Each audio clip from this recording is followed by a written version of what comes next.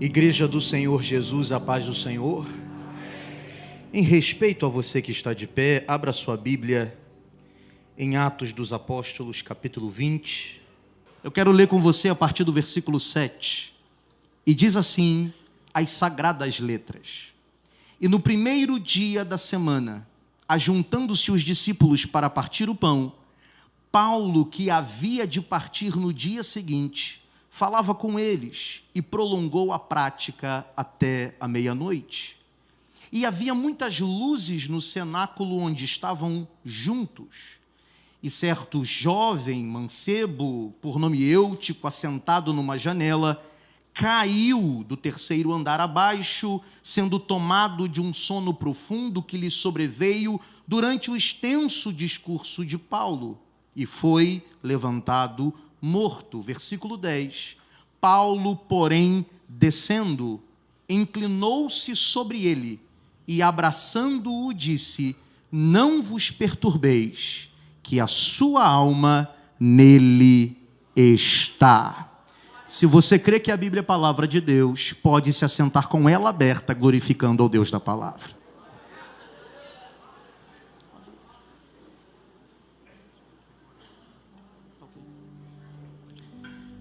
Meus irmãos e minhas irmãs, o tema desta festividade é Aviva-nos, sim ou não?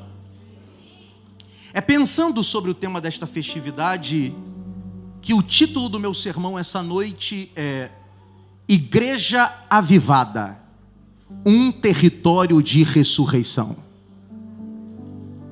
Igreja Avivada, um território de ressurreição. Se existe um avivamento que a igreja brasileira precisa buscar, é um avivamento que resgate na nossa consciência a ideia de que culto não é qualquer território, culto é território de ressurreição. Segundo o grande intelectual francês do século XX, Guy Debord, a modernidade vive uma cultura de espetáculos. O homem moderno corre atrás de show o tempo todo. Corre atrás de espetáculo o tempo todo. Corre atrás de atrações visuais o tempo todo. E é justamente por querer agradar o homem moderno é que muitos ambientes religiosos estão querendo agradá-lo, fazendo cultos, a fim de que o culto vire um território de espetáculos. É querendo agradar o homem moderno que muitos ambientes religiosos estão fazendo do culto um território de entretenimento.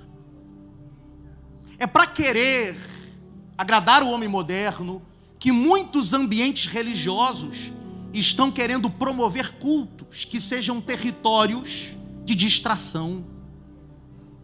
Mas uma igreja avivada, eu estou sentindo graça aqui. Uma igreja avivada não quer ser lembrada como um território de diversão. Uma igreja avivada não quer ser lembrada como um território que promove entretenimento religioso.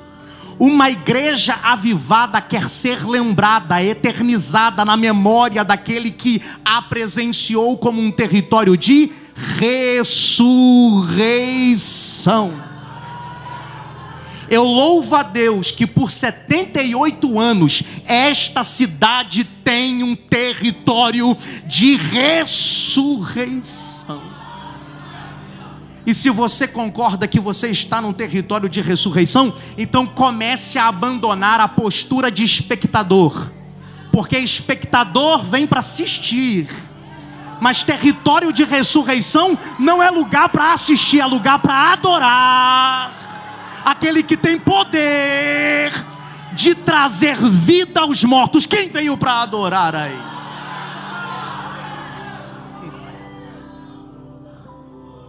O que isso tem a ver com o texto? Tudo.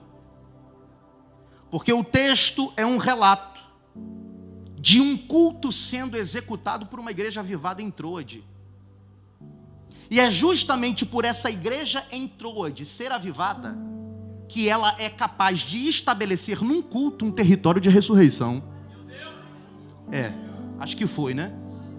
vou insistir nisso de maneira didática. É justamente por essa igreja ser avivada, é que ela é capaz de que quando cultua, constrói um território de ressurreição. A pergunta é, o que faz essa igreja ser capaz de realizar um culto e no culto ser estabelecido um território de ressurreição? O que faz esse culto ser um território de ressurreição não é a presença de uma celebridade evangélica. O que faz com que esse culto seja um território de ressurreição não é a qualidade das suas atrações. O que faz com que esse culto seja um território de ressurreição é porque nesse culto um encontro acontece. E que encontro é esse? Um pregador disposto a pregar encontra uma igreja disposta a ouvir. E todo culto onde um pregador disposto a pregar encontra uma igreja disposta a ouvir, é um culto que já tem tudo para ser um território de ressurreição. Porque é justamente nesse culto, é justamente dentro deste culto que alguém que perdendo a vida no culto vai ter a vida restituída outra vez. Quer entender a profundidade disso? Diga sim ou não. Martin Heidegger, importante filósofo do século XX no contexto alemão, define a morte da seguinte maneira: a morte é a possibilidade que finda todas as outras. O que Heidegger está querendo dizer é: dentre todas as coisas que o homem pode considerar irreversível, nada é mais irreversível do que a morte. Pois é. É justamente essa condição irreversível chamada morte que eu vejo se tornando reversível no meio do culto da igreja avivada. Você não entendeu, né? Eu vou deixar mais claro. Quando uma igreja avivada se reúne para cultuar e estabelecer um território de ressurreição, até condições irreversíveis precisarão tornar-se reversíveis. Mortos recebem vida, cadáveres recebem fôlego, cativos recebem liberdade. Tem alguém para acreditar nisso aqui ou não?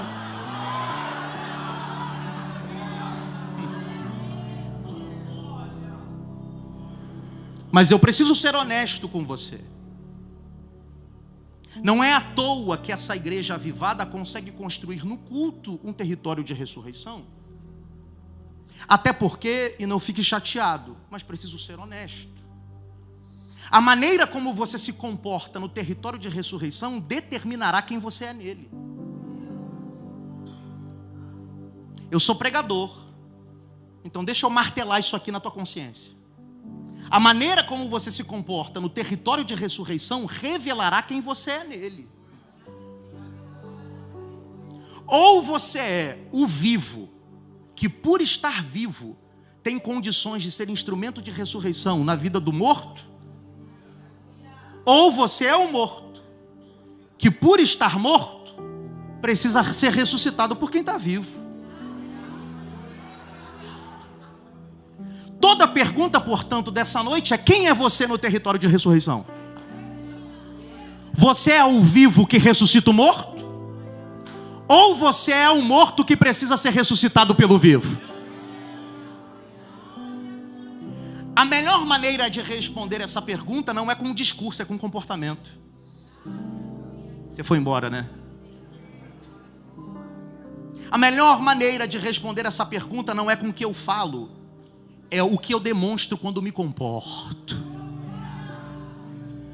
E a melhor forma de encontrarmos esses comportamentos, para identificarmos qual é o nosso comportamento, é olhando para o texto, a fim de avaliarmos o comportamento dos personagens desse território de ressurreição. Quem entendeu, diga amém.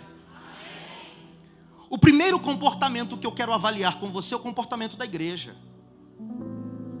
Porque não basta só estar reunido para o território de ressurreição se estabelecer. É necessário um comportamento específico. E que comportamento específico é esse? Está revelado no versículo 7. Você está com a Bíblia aberta? O versículo 7 diz: e no primeiro dia da semana, ajuntando-se os discípulos para partir o pão, Paulo, que havia de partir no dia seguinte, falava com eles e prolongou a prática até meia-noite. Olha aqui para mim. A estrutura gramatical do texto revela algo na maneira como Lucas usa os seus vocábulos. Lucas, autor de Atos, diz que Paulo prolongou, diga comigo, prolongou. Em outras traduções, traduz-se esse texto como estendeu, ou até mesmo alargou. A proposta de Lucas é comunicar a nós, os leitores, que havia um horário específico para esta reunião se findar. Para que você entenda, de uma maneira hipotética, é possível que o culto deveria acabar 9 horas da noite, 21 horas. Mas Paulo decidiu se prolongar. Deu 9 horas. Paulo está pregando e a igreja permanece ouvindo. Deu 9h30. Paulo está pregando e a igreja permanece. Deu 10 horas. Paulo está pregando e a igreja permanece. Deu 10h30. Paulo está pregando e a igreja permanece. Deu meia-noite. Paulo está pregando e a igreja permanece. Território de ressurreição é construído por esse tipo de postura. Que postura? Quando o assunto é ouvir palavra, relógio não é problema. E calma, calma. Com isso não estou dizendo que culto bom é culto que termina tarde. Minha provocação não é litúrgica. Liturgia existe e precisa ser respeitada. Acalma teu coração que eu não vou pregar até meia-noite. A minha provocação não é litúrgica. A minha provocação é subjetiva, é pessoal. É te fazer pensar. O porquê que quando o assunto é ouvir palavra, o relógio te incomoda, mas para outras atividades você sequer lembra que relógio existe.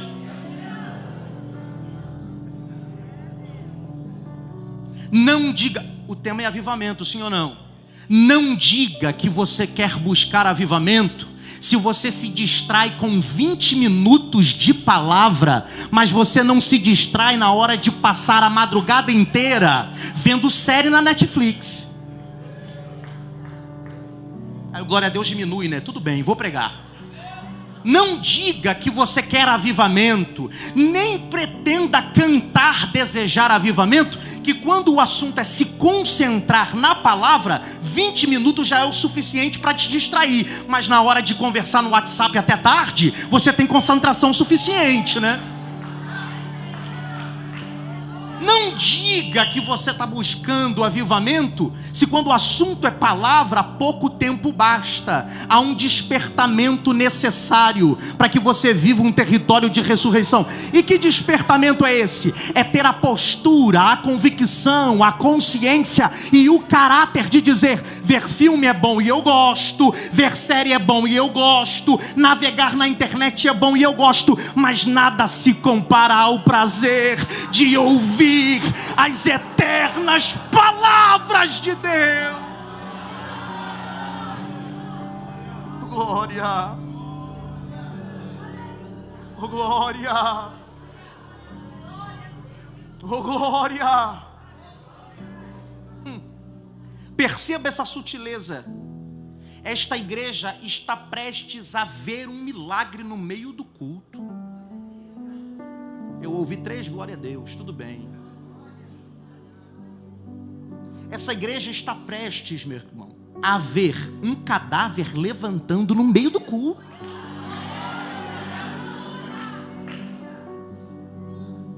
Agora perceba, antes do texto apresentar uma igreja que vê milagre, o texto vai apresentar uma igreja que ouve muito.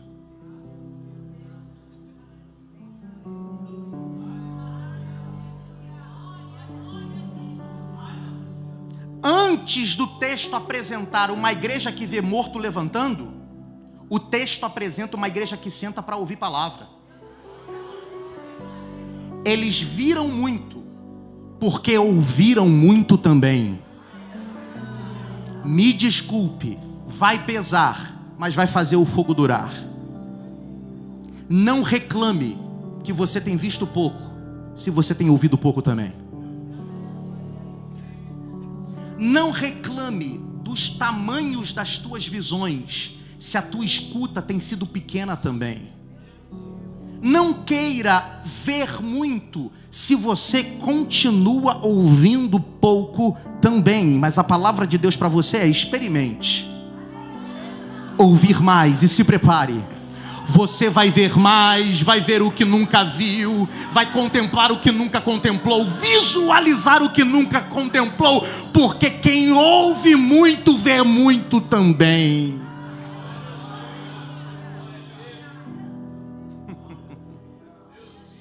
Isso não é retórica de pregador, e eu posso falar isso de uma maneira muito sincera. Eu sei que eu estou pregando para uma igreja que gosta de ouvir palavra.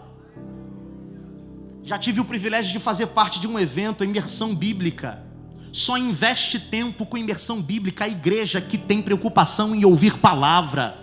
É por isso que, dotado dessa capacidade de ser um ministro do Evangelho, eu profetizo sobre essa casa. Assembleia de Deus Mantiqueira, permaneça ouvindo palavra, e assim te diz o Senhor: se prepare para ver milagres ainda não vistos, para ver intervenções divinas ainda não vistas, porque quando uma igreja ouve muito, ela certamente verá muito também.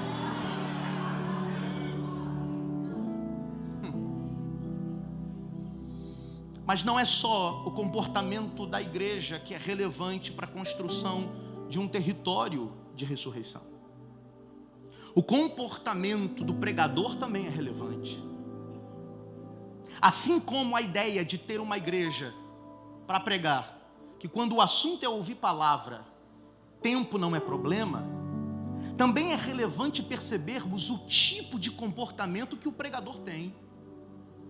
Porque o texto, no versículo de número 7, mais precisamente a parte B, diz assim, Paulo, que havia de partir no dia seguinte. Diga comigo: ele iria partir no outro dia.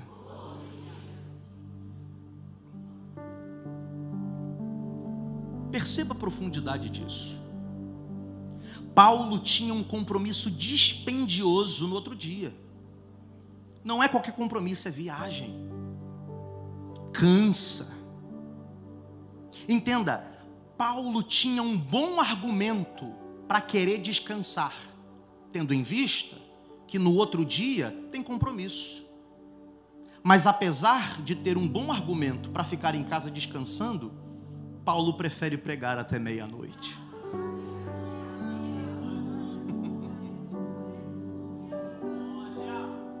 Território de ressurreição é constituído por gente assim.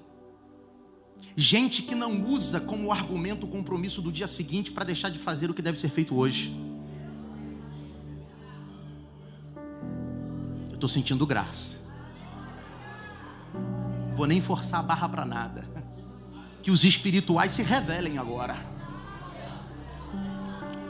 Territórios de ressurreição são construídos por gente que até tem compromisso no outro dia, mas não usa o amanhã como um argumento para se fazer ausente nos lugares em que Deus te quer presente.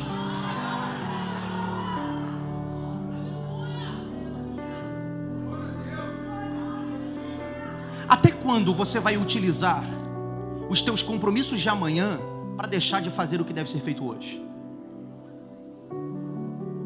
Até quando você vai utilizar o amanhã como um argumento para ser negligente agora? Minha palavra é direcionada para você que tem orado dizendo: Deus me usa, Deus me usa. E a resposta divina para você é: te usar como? Se nos lugares onde eu quero te usar, você tem faltado porque tem compromisso no outro dia. territórios de ressurreição são formados, constituídos por gente que diz: tenho compromisso no dia seguinte? Até tenho. Tenho compromisso amanhã? Até tenho. Se o amanhã chegar segundo a vontade de Deus, ele chegará. Mas enquanto o amanhã não chega, eu canto hoje, eu prego hoje, eu sirvo hoje, evangelizo hoje, eu faço o que deve ser feito hoje. Vai prender essa adoração para amanhã ou vai liberar hoje? Vai se derramar amanhã ou vai se derramar agora? Eu estou pregando para gente aqui que até tem expectativas sobre o amanhã, mas vive intensamente, faz intensamente tudo o que deve ser feito hoje.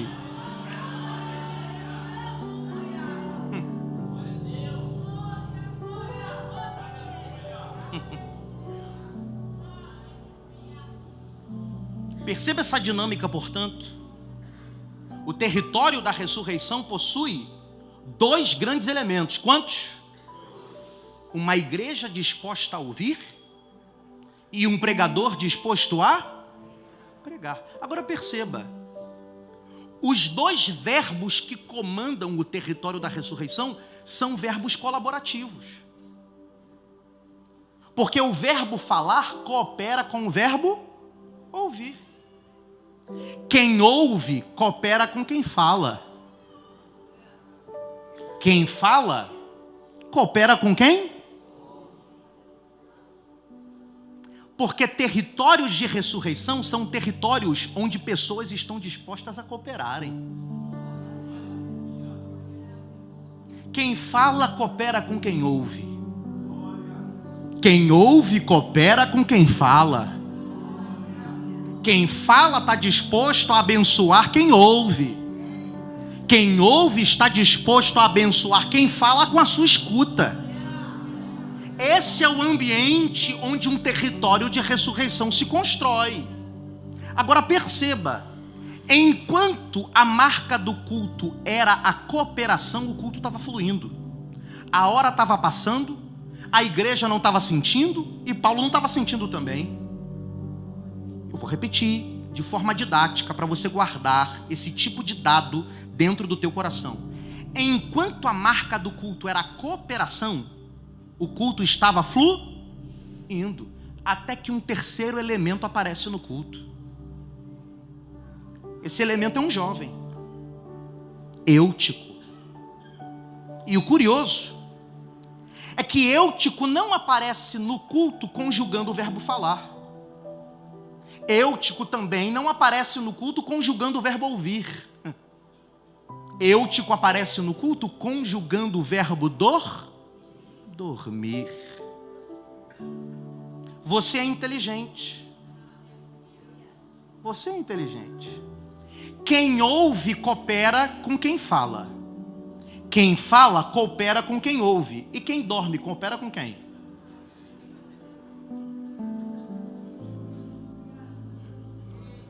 Eutico é essa figura comportamental que representa a postura de gente que até está no ambiente da cooperação, mas não coopera com ninguém. Miqueias, eu sou obrigado a cooperar? Não é obrigado.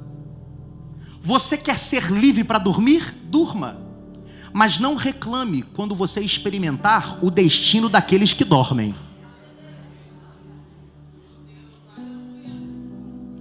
Quer ser livre para dormir? Durma.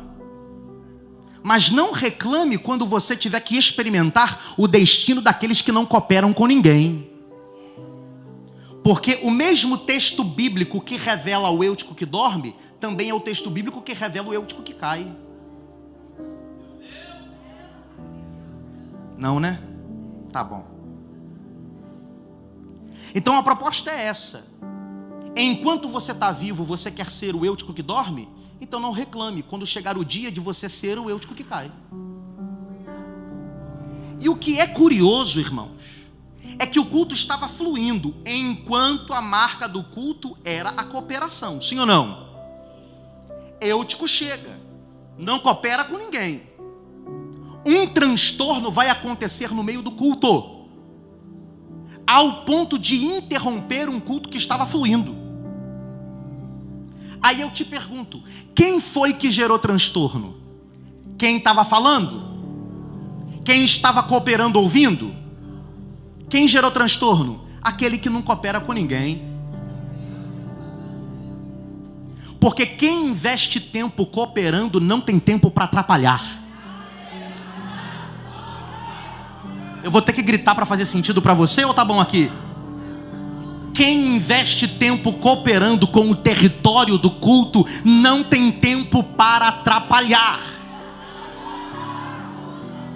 Investigue o comportamento de quem atrapalha e você perceberá que ele não coopera falando e também não coopera ouvindo. Ele está dormindo.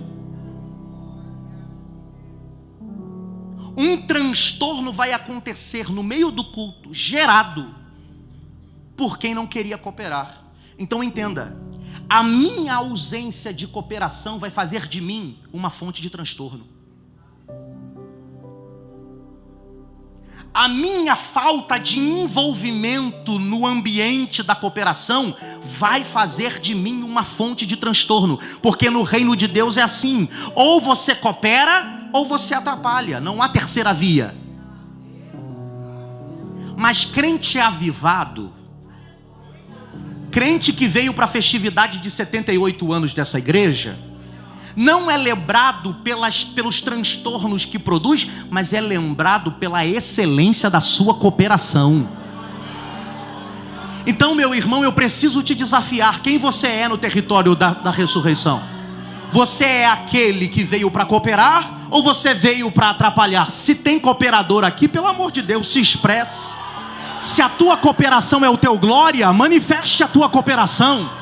Se a tua cooperação é um aleluia, então manifeste a tua cooperação. Se a tua cooperação é uma mão levantada, é uma lágrima rolando, manifeste a tua cooperação. Você não veio obrigado, mas já que veio, coopere, coopere, coopere, coopere.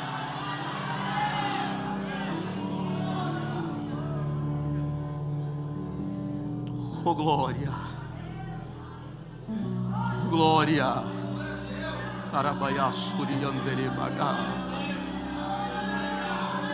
Que haja esse avivamento no nosso meio. Que avivamento? Avivamento que transforme gente que era fonte de transtorno em fonte de cooperação. Acabou o tempo de chegar em lugares e perturbar gente tranquila. Está na hora de você chegar em lugares marcados pela perturbação e trazer alívio, alívio, alívio, alívio, alívio. A pergunta é: o que leva alguém a tomar a decisão que Eutico toma?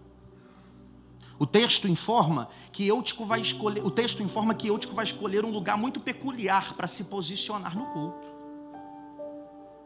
O ambiente da cooperação, o ambiente da colaboração está fluindo. E para tanto lugar que Eutico poderia estar, Eutico decide se assentar numa janela. E a pergunta é: o que faz alguém desejar ir para a janela dentro de um culto que está fluindo? Foi ou não? O que faz alguém escolher janela em um culto que está fluindo? O que acontece na psique de alguém para poder calcular? O culto está uma bênção, o culto está fluindo, vou sentar na janela. Que escolha é essa? Talvez alguns elementos contextuais nos ajudem a entender. Quem quer entender, diga amém. Segundo o grande biblicista britânico do século 17, Matthew Paul, era costume daquela época que cada pessoa que fosse convidada para uma reunião em um cenáculo levasse a sua lamparina. Então perceba, se Matthew Paul está certo, cada um tinha a responsabilidade de levar a sua lamparina. Olha o que diz o versículo de número 8. E havia muitas luzes no cenáculo onde estavam juntos. Vamos fazer a equação matemática? Se o autor bíblico está dizendo que tem muita luz, e se Matthew Paul diz que era uma cultura da época, que cada um levasse uma lamparina, qual é o resultado equacional? Tinha muita gente lá. Só que se tem muita gente e tem muita lamparina, também tem muita fumaça. Perceba o quão desconfortável é esse culto.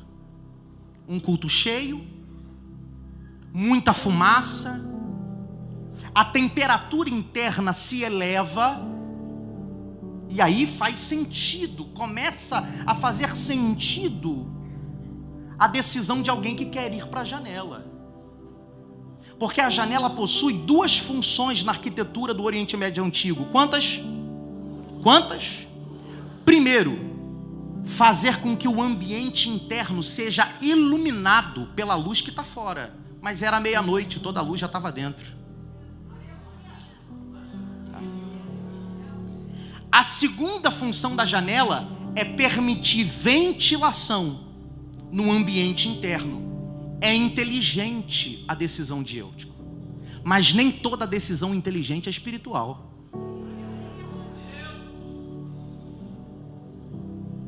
Eutico decide ir para a janela, por quê? Porque na janela Eutico encontra alívio do desconforto produzido do lado de dentro.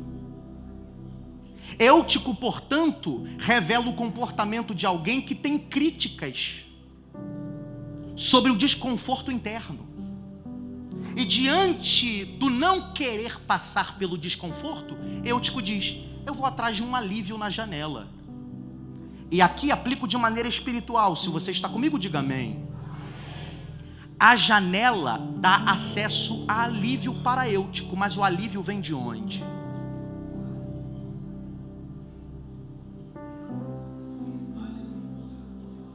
A trajetória existencial de Eutico dentro do culto é essa: eu não vou me submeter ao desconforto do lado de dentro, então eu vou procurar um lugar que não me exponha a ideia de que eu sou um desviado, porque eu poderia simplesmente sair, mas eu não quero que as pessoas pensem que eu não estou dentro. Então eu estou dentro, mas eu não quero me envolver no desconforto. Então eu vou procurar um ambiente que me dá acesso a alívio, mas o alívio vem de... Ele está dentro, sendo aliviado com um alívio que vem de... Qual é o problema de Eutico? O problema de Eutico é que Eutico está se aliviando, porque tem críticas ao desconforto interno. Mas o que Eutico não sabia é que a janela que o alivia agora iria ser o lugar da sua ruína depois. Janela é tudo aquilo que te promete alívio agora para te matar amanhã. Eu sei que viver aqui dentro às vezes é desconfortável. Agora eu vou ser totalmente humano na minha mensagem. Colaborar no ambiente da colaboração nem sempre é fácil, é desconfortável. Tem irmão que tem dificuldade de comunicação. Você fala uma coisa para ele, ele entende totalmente diferente, já fica emburrado.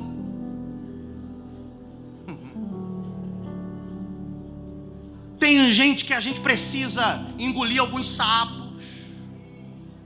É ou não é?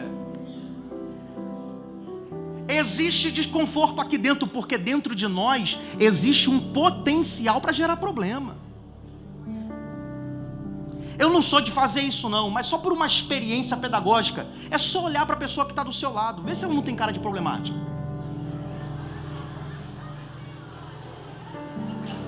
Ninguém olha para o pastor. Não, olha dentro da cara dela. Vê se não tem uma carinha de problemática. Mas não ri muito não, porque se você olhar no espelho, você vai perceber que você é problemático também. São 78 anos? São. Mas vamos ser sinceros, aqui dentro tem desconforto, sim ou não? Por vezes é desconfortável, sim ou não? Mas é melhor estar no desconforto vivo do que correr atrás de alívio na janela e acabar morrendo aliviado. Levante a sua mão em nome de Jesus. Agora esse é o momento de você agradecer a Deus pelo desconforto do lado de dentro. Porque o desconforto não é prazeroso, mas te coloca de pé. O desconforto não é prazeroso, mas está te sustentando vivo. O desconforto não é prazeroso, mas está te amadurecendo.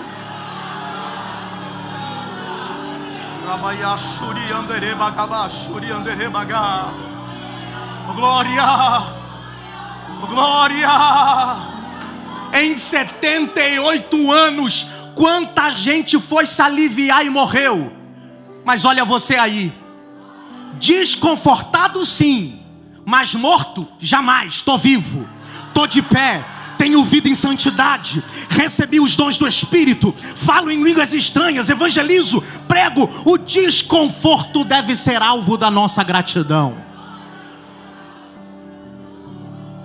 Glória, oh glória, oh glória, oh glória, oh glória. Seja desfeito agora todo o sofismo do diabo, que quer te levar para algumas janelas, através de certas críticas ao desconforto aqui dentro. Vale a pena ficar vindo para cá e ficar vivendo o desconforto? Vale a pena sim, porque o desconforto não é prazeroso, mas está me ajustando para entrar pela porta estreita. Glória, glória. Você está vivo aí?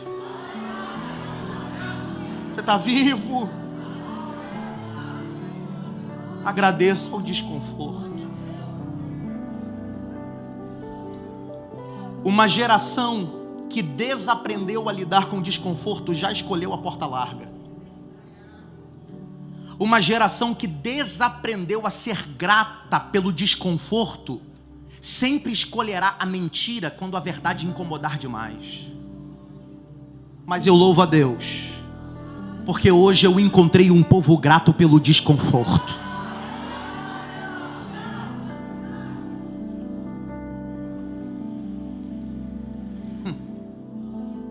O versículo de número 9 descreve as consequências da decisão de Eutico pela janela. Na Nova Versão Internacional, o versículo 9 foi traduzido na sua parte B assim: vencido pelo sono, caiu do terceiro andar. Repita comigo: vencido pelo sono. Você é inteligente. Se Eutico foi vencido pelo sono, e o sono era de Eutico, quem venceu Eutico? Foi? Não? Vou insistir. Se Eutico é vencido pelo sono, mas o sono é de quem? Então Eutico foi vencido por quem? Não terceirize as razões do porquê você caiu. Você não caiu porque não te visitaram. Você caiu porque você foi vencido por você mesmo.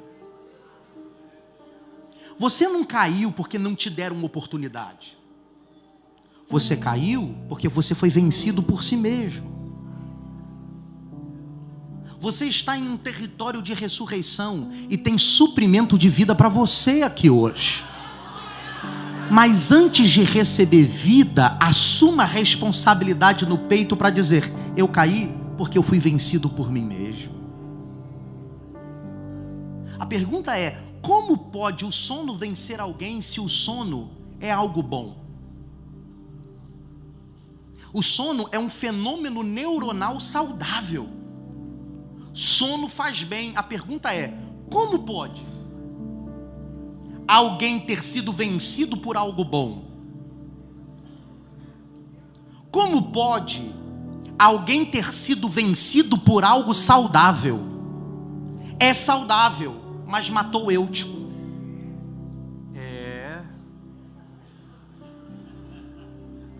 É bom, mas matou o Eutico. Pastor Douglas Marques. É bom, mas assinou a certidão de óbito. E a pergunta muito lógica é: como pode algo bom matar alguém? É porque Eutico até experimentou algo bom, mas não era a hora de dormir. E toda vez que você experimenta algo bom no tempo errado, aquilo que deveria te fazer bem vai te fazer mal. Quando você experimenta algo bom no tempo errado, aquilo que deveria te dar saúde vai te adoecer. Quando você experimenta algo bom no tempo errado, aquilo que deveria colaborar com a sua vida vai produzir a tua morte. Mas Deus te trouxe hoje para o território da ressurreição. Para quê, Miqueias? Para ajustar o teu relógio ao relógio de Deus.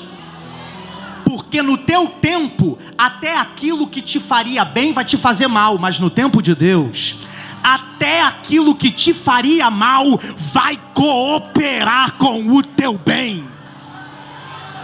Receba essa palavra de Deus em nome de Jesus. Descansa o teu coração, porque Deus sabe o que está fazendo. Aquilo que é bom você vai experimentar, mas no tempo certo para fazer bem.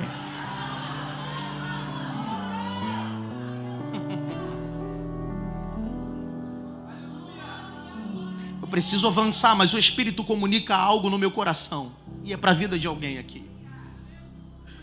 Talvez você tenha entrado aqui dentro, até cultuou, até cantou, até chorou, mas dentro do peito há uma reclamação. E a reclamação é: por que o Senhor não me dá, já que é bom?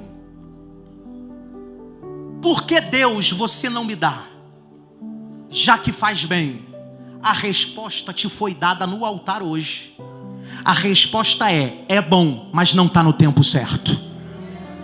É bom, mas não é o dia ainda.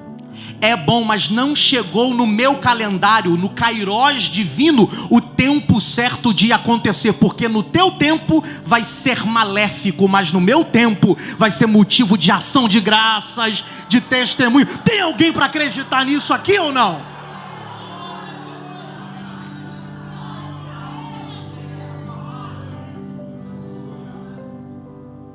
Eu caminho para terminar. O texto diz no versículo de número 9, na sua conclusiva, de que Eutico foi levantado morto. Ele foi levantado morto. Eu te pergunto e você me responde: se eu te pedisse para imaginar alguém morto, você imaginaria alguém no chão ou alguém erguido? No chão. Porque a imagem de alguém caído está associada à definição de morte. Alguém erguido está associado à noção de vivo. Eutico é esse indivíduo que na imagem está associado à vida, mas na essência está associado à morte. A essência é de vivo, ou melhor, de morte, mas a sua aparência é de vivo. A construção de Eutico revela um paradoxo que por vezes nos sequestra. E que paradoxo é esse? É não perceber que de alguma maneira é possível, repito, é possível ter estereótipo de vivo, mas por dentro está morto. A pergunta é: como é possível isso? O texto diz: ele foi levantado, ele não levantou. Porque o morto sempre será refém da força de alguém para ficar de pé.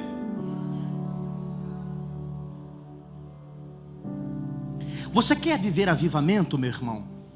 Entenda uma coisa: acabou o tempo de depender da força dos outros para ficar de pé. Deus quer te dar vida para você ter forças o suficiente para levantar sozinho. Até porque faz parte do início da caminhada depender da força de alguém. Faz parte. Mas você nasceu no Evangelho. Quer dizer que se ninguém te convida, você não vem para o culto? Se ninguém te manda mensagem, você não vem para o ensaio? Acabou o tempo de depender da força dos outros. Deus quer usar você, para você ser uma força, para levantar quem está caído. Acabou.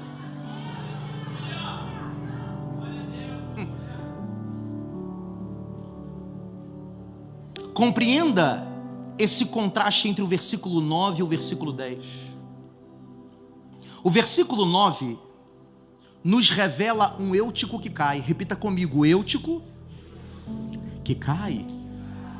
Como alguém que está vivo, diga: Eutico que cai. Mas no versículo de número 10, você perceberá um Paulo que desce. O versículo de número 10 diz: Paulo, porém, descendo. Entenda uma coisa, aqui nós encontramos a chave de compreensão da pergunta do início. E qual foi a pergunta do início? Quem é você no ambiente da ressurreição? O vivo que ressuscita o morto? Ou você é o morto que ressuscita o vivo? A resposta está no contraste do versículo 9 com o versículo 10. Perceba, Eutico é aquele que não colabora com o território da ressurreição. E qual é a consequência? Eutico cai. Paulo é aquele que colabora com o território da ressurreição. E qual é a consequência? Paulo desce. Tanto o verbo cair quanto o verbo descer comunicam a ideia de um abandono de um lugar alto. Sim ou não? Perceba, portanto, isso. Tanto quem colabora quanto quem não colabora estão deixando o lugar alto. A aplicação ela é metafórica, mas ela é real. Seja você um Paulo, seja você um Eutico, não importa. Ninguém consegue ficar no alto o tempo inteiro. Vou insistir de maneira pedagógica. Eu estou encerrando. Seja você aqui no território da ressurreição um Paulo que colabora, ou um Eutico que não colabora com ninguém, não importa. Ninguém consegue ficar no alto o tempo todo. A vida possui essa dinâmica, irmãos. Por vezes você está no alto, por vezes você está embaixo. Esse é o processo, o dinamismo do que é viver. Nesse sentido, meu irmão e minha irmã, construa dentro de você essa certeza, que a tua cooperação não garante que você vai ficar no alto o tempo todo. E a pergunta de muita gente é: do que adianta se dedicar tanto aqui dentro, pregar até meia-noite como Paulo, se ainda assim eu não fico no alto o tempo todo? Se ainda assim as minhas finanças estão embaixo, minha vida familiar está embaixo, minha vida ministerial está embaixo? Qual é a grande valia de ser um Paulo, enquanto Eutico está indo para baixo igual eu? A resposta está na estrutura das duas palavras. Porque enquanto quem não colabora está caindo, o colaborador até deixa o alto, mas não cai, ele desce. E qual é a diferença? Eu te explico. Quem cai perde a vida que tem quando chega embaixo. E o colaborador não cai, colaborador desce. E quando desce diz: eu perdi o lugar alto, mas não perdi a vida. Receba essa palavra de edificação no teu coração. ela pavimenta o caminho para a gente terminar esta ministração. Entenda isso em nome de Jesus. Se dedique a este território que hoje completa 78 anos. E nos altos e baixos da vida, tenha essa segurança. Quando você tiver que deixar o alto, se prepare. Você não perderá a vida que tem, ainda que outros tenham perdido quando abandonaram os lugares altos. Colaboradores estão autorizados a dizer: minha vida não depende do lugar alto. No alto eu estou seguro, e embaixo estou seguro também. A mentalidade desse é semelhante à mentalidade do salmista. O grande salmista Davi, no Salmo 23, Davi escreve: o Senhor é meu pastor, nada me faltará. Ele me faz deitar em verdes pastos. Ele me guia mansamente em águas tranquilas. Ele refrigera a minha alma e também nas veredas da justiça. Mas a conexão do texto que me importa é essa contraversão. Mas ainda que eu andasse pelo vale da sombra da morte, eu não temo mal algum. Por que, Davi? Porque a minha vida nunca dependeu do pasto. Minha vida nunca dependeu das águas tranquilas. Minha vida nunca dependeu das geografias de refrigério. E também nunca dependeu das veredas da justiça. Porque ainda que eu esteja no vale, eu permaneço seguro. Guarde esta palavra em nome de Jesus, Assembleia de Deus de Mantiqueira. Nos altos e baixos da vida, a tua cooperação te garante que você vai perder o alto, mas não perderá a vida. E como se isso já não fosse o bastante, e aqui a gente para junto. O texto diz que Paulo desce, abraça e diz: fiquem tranquilos, porque a alma nele está. Porque enquanto o lugar baixo é lugar de morte para quem não coopera, o lugar de baixo, além de não ser um lugar de morte para o cooperador, ainda é um lugar onde ele é usado para compartilhar a vida que ainda tem com outros que perderam. Quem crê recebe esta palavra. Nos altos e baixos da vida, você não perderá a vida que tem e ainda terá vida o suficiente para compartilhar com quem perdeu. Você crê nisso? Os lugares baixos não nos farão mais reféns de medo. Cooperadores não têm medo dos lugares baixos, porque o Deus que os sustentou em cima os sustentará embaixo também.